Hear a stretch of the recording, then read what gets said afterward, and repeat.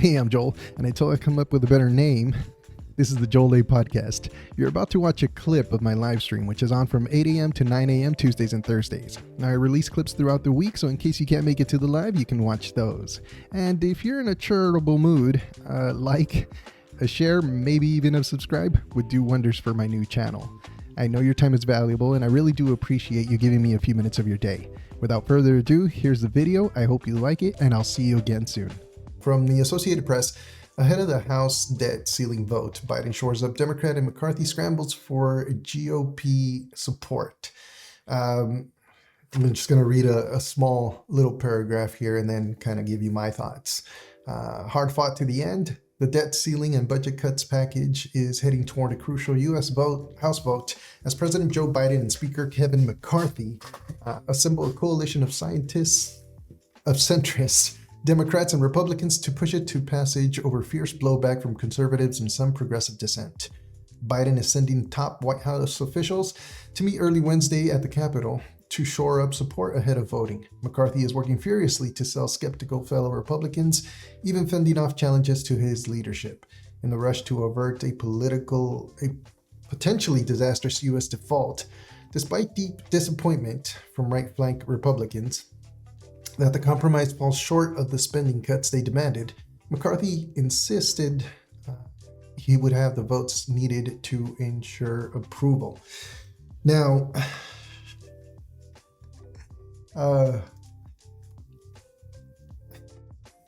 it's like deja vu. This happens every time.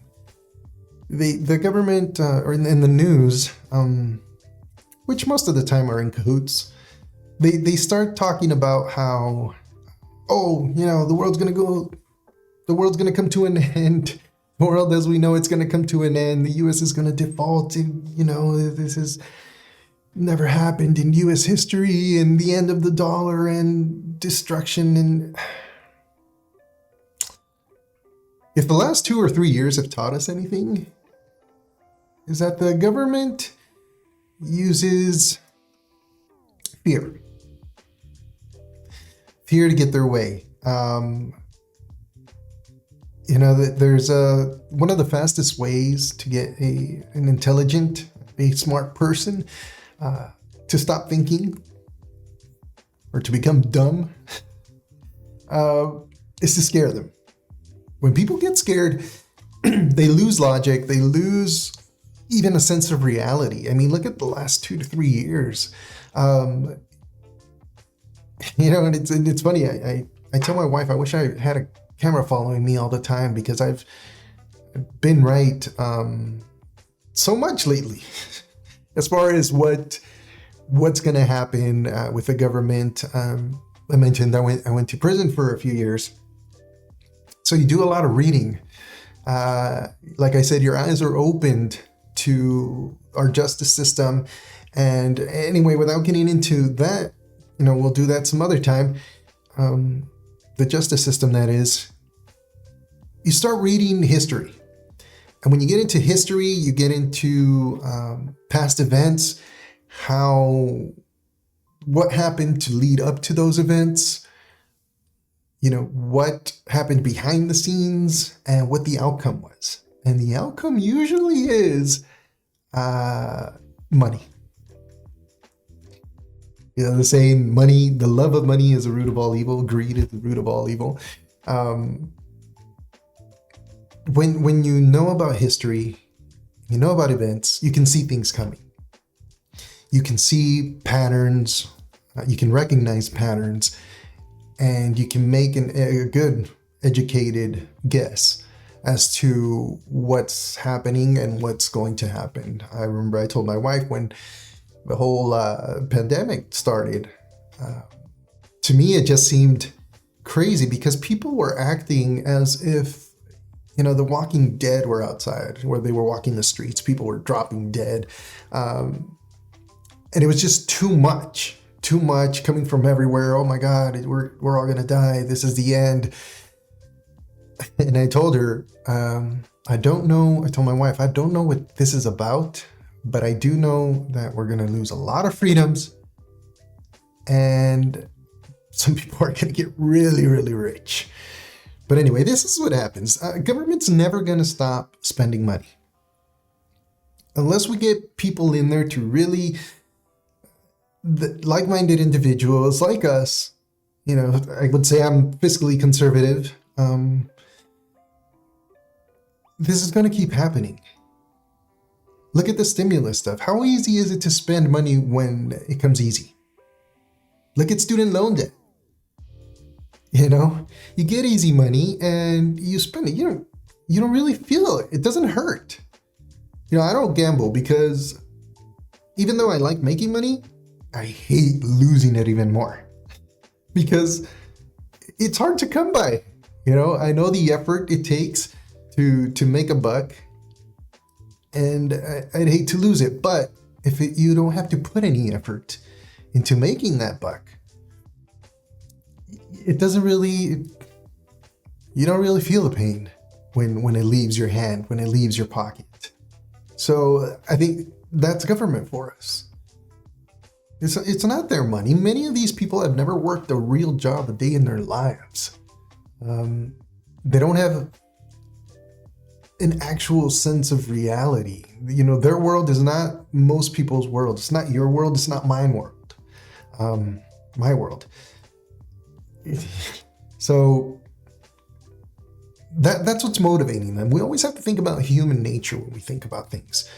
There's a way things or we'd like things to be. It's like, oh yes, the most benevolent, noble people are in government. They want the better, they want what's best for everyone. That's why they're in government. And sadly, that's usually not the case. Of course, there are some good people, but most of them are in it for themselves. And that's why a lot of the laws that would get you and me locked up don't affect the people in Congress, the people in government. They're immune from it. Insider trading. What's insider trading to us is just regular trading for them. So it's no surprise. The debt ceiling is always going to get raised, and money is always going to get approved and spent because all these lobbyists are in Washington. They donate to the campaigns. They donate, to all the right causes to keep the people happy. And, they've got it on lock.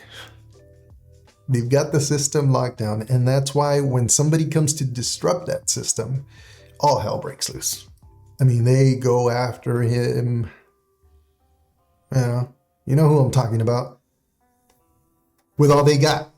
But we need more people like that. We have to elect people that want to undo the damage. Or at the very least, people to just kind of put a halt to it. To, stick put a stick in the gears and make them come to a halt. So at least they can't do much more damage. But it's no surprise that the debt ceiling was going to get raised and that this thing's going to get voted through. And I'm not being pessimistic. I'm being realistic. As long as it's going to take some really, really, really hard decisions and difficult times, actually, to get this debt thing under control. I'm up front right now. Because of the things that have happened in my life, this is the worst off I've ever been economically. And right now I do receive, some benefits from the government. But that doesn't mean that I don't want what's best. I'm working, I'm doing this. We're trying to pick ourselves up, to use this basically as a help, as a temporary help to get us moving forward. And that's what it should be. Maybe there should be a time limit on how long you can get things. But it's difficult. And then, every person has their situation, and I'll get into details on mine. I'm an open book. Really, now with Google, you can find out whatever you want about a person. So if you have any questions, or comments, let me know. Right now it's a new channel. There's like millions and millions of people not watching right now. So if you get your comments in there, I'll probably respond to them, and we can have a little chat in the chats. I really appreciate your time, and I appreciate you watching. Don't forget to like it and subscribe it, share it with your friends. And if you want to support me, watch it. Watch it when it's recorded, watch it when it's live. And let's grow this channel. I promise that we're going to invest time and do whatever pennies I can into bettering the quality of this podcast. I appreciate it, guys. Have a great day, and I'll see you tomorrow.